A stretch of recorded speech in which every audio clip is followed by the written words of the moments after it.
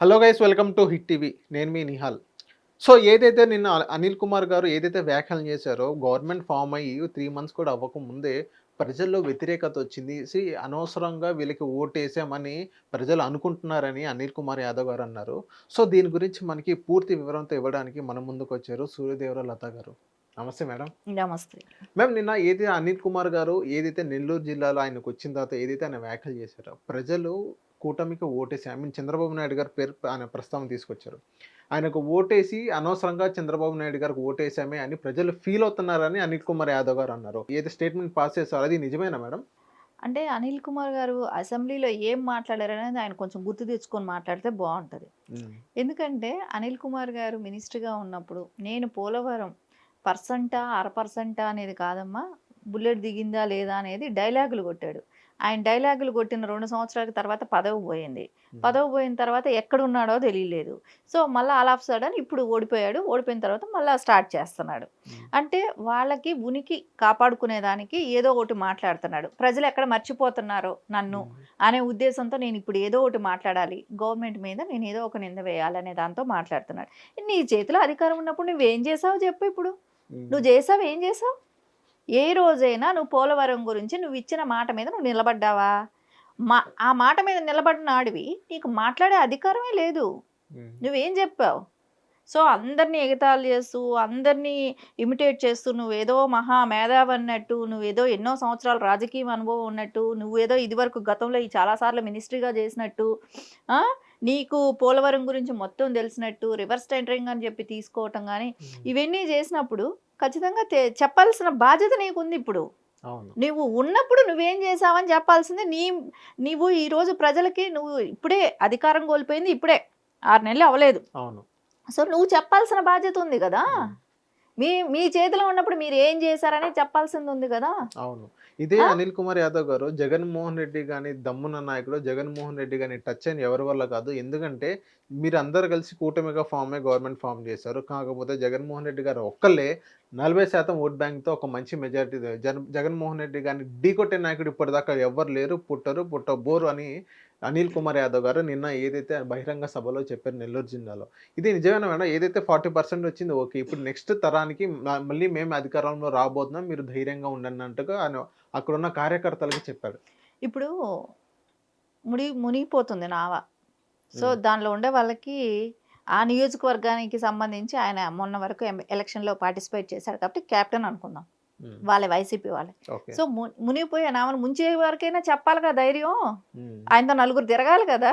హ్మ్. ఆ తిరగించుకోవటానికి చెప్పాల్సిన మాటలు చెప్తున్నాడు.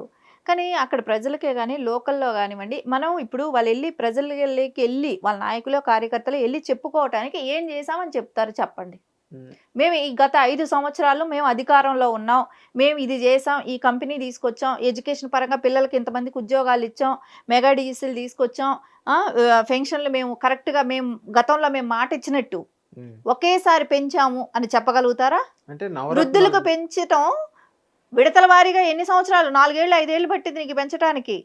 ఆ! హ్మ్. కరెంట్ ఛార్జీలు ఎన్ని సార్లు పెంచారు? 9 సార్లు పెంచారు. చెత్తకు పన్నేశారు. చెత్త ప్రభుత్వం చెత్తకు పన్నేసింది. హ్మ్. ఆ! ఇట్లాంటివన్నీ జేసినప్పుడు ప్రజలకి ఈరోజు మార్పు చెత్త మీద పన్ను లేదు. అనుకున్నట్టు వాళ్ళకి వృద్ధులకు పెన్షన్ 4000 వచ్చేసింది. గత 3 నెలలు ఏ రోజైతే చెప్పారో బాబు గారు దాంతో కూడా కలిపి ఇచ్చారు. ఈ 1 తారీఖంతా ఖచ్చితంగా వస్తుంది. రేషన్ 1 తారీఖుకే వచ్చేస్తుంది. ఆ! ఏదైతే 3 సిలిండర్లు ఇస్తానన్నారో అది దీపావళి దీపావళికి. నుంచి వస్తుంది. హ్మ్. ఆ! రైతులకి చేస్తారు. ఇట్లా విడతల వారీగా అన్నీ జరుగుతూనే ఉన్నాయి. సో, వాళ్ళకి డైజెషన్ కావట్ల. ఇంకోటి లాయర్‌లకి, హ్మ్.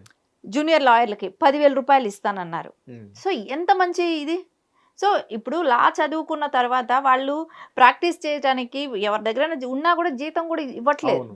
సో, వాళ్ళకి ఒక పాకెట్ మనీ లాగా 10,000 ఉంటే ఎవరి మీద ఆధారపడకుండా వాళ్ళెళ్లి పని చేసుకోగలుగుతారు. వాళ్ళు హ్మ్. చిన్న చిన్న కేసులు వాళ్ళు తీసుకొని వాళ్ళు చేసుకోగలుగుతారు.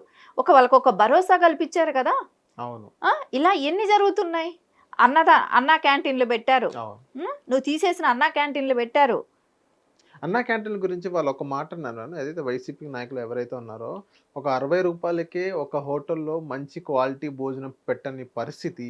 రూ. 5 భోజనం అంటే ఎంత లో క్వాలిటీ భోజనం వాళ్ళు పెడతారో మనమే అర్థం చేసుకోవాలన్నట్టు వాళ్ళు చెప్తున్నారు.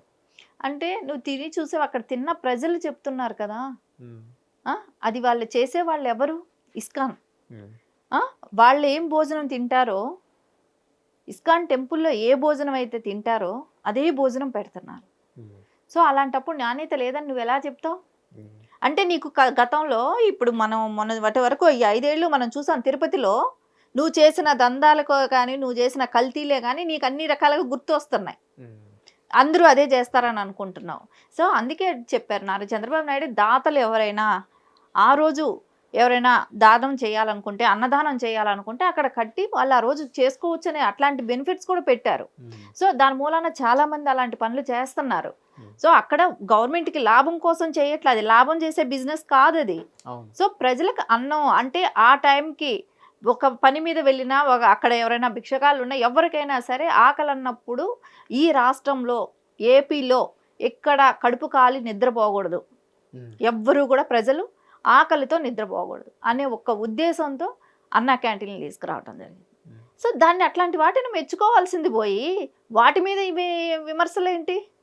అంటే ఇంకోటి కూడా చెప్పారు మ్యామ్ అనిల్ కుమార్ యాదవ్ గారు, గవర్నమెంట్ పోయిన తర్వాత ఏ ఎక్స్ సీఎం అయినా కానీ బయటికి రావడానికి 6 months పైనే పట్టిద్ది. కాకపోతే మా జగన్మోహన్ రెడ్డి గారు ఒక నెలలోనే బయటకు వచ్చి బహిరంగ స్పీచ్ ఇవ్వడం, ప్రెస్ మీట్లు పెట్టడం ఇవన్నీ చేస్తున్నారు. మీరు ధైర్యంగా ఉండండి అని అనిల్ కుమార్ యాదవ్ గారు కార్యకర్తలకు చెప్తున్నారు. సో ఇది ఎలా చూడొచ్చు అంటారు? అది ప్రెస్ మీట్లు పెట్టింది మనం విన్నాం, చూసాం కూడా. ఏమన్నారు ఆయన ప్రెస్ మీట్ పెట్టి? కళ్ళు మూసి కళ్ళు తెరిచే లోపల వచ్చేస్తుంది, మనం నిద్రపోయి లెగిసేటప్పటికి మళ్ళీ 5 ఏళ్ళు గడిచిపోతుంది. సో అందుకని మీరేం భయపడకండి, ఈ 5 ఏళ్ళు కళ్ళు మూసుకున్నాము అంటే మళ్ళీ అధికారం మళ్ళీ మనం వస్తామనే ఒక ఇది మెసేజ్ పంపించడానికి చూశాడు. అంటే గత 5 ఏళ్ళు మనకు కూడా అలాగే గడిచిపోయాయి, కళ్ళు మూసుకొని కళ్ళు తెరిచే లోపల 5 ఏళ్ళు అయిపోయాయి. సో అందుమూలన రోజులు నా గడిచిపోతాయి కాబట్టి మీరేం బెంగ పెట్టుకోకండి. అదే ప్రెస్ మీటు, అదే చెప్పటం. సో వాళ్ళ నాయకులే కానివ్వండి, కార్యకర్తలే కానివ్వండి, ఆయన మీద చేసిన విమర్శ ఏంటి? జగన్మోహన్ రెడ్డి గారి మీద మీరు అందుబాటులో ఉండరు, నాయకులకి కార్యకర్తలకే అందుబాటులో ఉండవు అనేది వాళ్ళు ప్రధానంగా తీసుకోండి. ప్రతిదీ మేము వెళ్ళి సజ్జల గారి దగ్గర చెప్పుకోవాల్సిన అవసరం ఉండేది అని వాళ్ళు చెప్పుకున్నారు. దానికి నువ్వు చెప్పిన సమాధానం ఇదా? ఆయనకి ఇచ్చిన సమాధానం అదే, నిద్రపోయి లేవండి అయిపోతుంది, నేను నిద్రపోతాను అయిపోతుంది, మళ్ళా మనం అధికారంలోకి వచ్చేస్తాం అనే మాటలు చెప్తున్నాడు.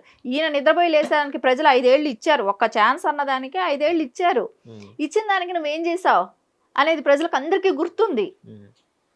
గంజాయి, డ్రగ్స్, లిక్కరు, నాసిరకం మద్యం, దానికి మీరే ఎక్స్ట్రా డబ్బులు, దాని మూలాన హెల్త్లు పాడేయటం, వెధవరాళ్ళు ఎంతమంది అయిపోయారు, ఎంతమంది చనిపోయారు, చిన్న వాళ్ళు, చిన్న వయసులో చిన్న పిల్లలంతా కూడా తాగి చనిపోవటం.